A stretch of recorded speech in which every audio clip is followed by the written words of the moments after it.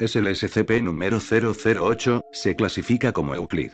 Es necesaria autorización de nivel 4 para el SCP-008 son unas complejas muestras prion almacenadas en cada uno de los emplazamientos G2. El estudio del SCP-008 es altamente clasificado y está primeramente dirigido a la prevención de investigación que pueda resultar en la síntesis del SCP-008 en el futuro distante. Los rasgos del prion SCP-008 incluyen 100% infecciosidad, 100% letalidad, transmisión a través de membranas de mucosa expuestas y todos los fluidos corporales. No se transmite ni por aire ni por agua. Los síntomas de infección con SCP-008 se manifiestan en no más de 3 horas tras la exposición, e incluyen síntomas parecidos al resfriado común, con fiebre alta y demencia en estados posteriores. Coma en aproximadamente 20 horas tras aparecer los primeros síntomas y 12 horas tras la aparición de demencia. El coma se considera el comienzo de la muerte.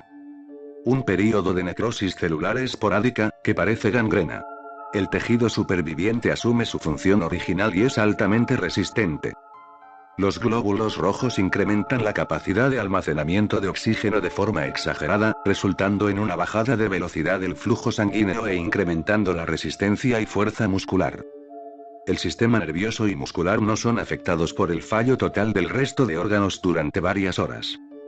El metabolismo puede decaer a niveles extremadamente bajos, permitiendo al sujeto sobrevivir aproximadamente durante 10 años sin nutrición. La alta viscosidad en la sangre resulta en inexistente sangrado derivado de disparos, punciones o cortes. Comportamiento acondicionado, controles motores y los mecanismos de comportamiento instintivo dañados, y las habilidades cognitivas son muy lentas y erráticas. Los animales presentan necrosis cerebral excesiva y están inactivos.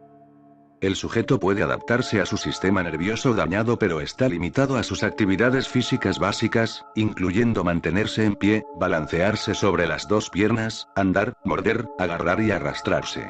El sujeto se moverá enérgicamente hacia señales, sonidos y olores que asocien con humanos vivos. El sujeto intentará alimentarse de humanos vivos si hay contacto físico. Para neutralizar un sujeto totalmente infectado requiere de un significativo trauma cráneoencefálico.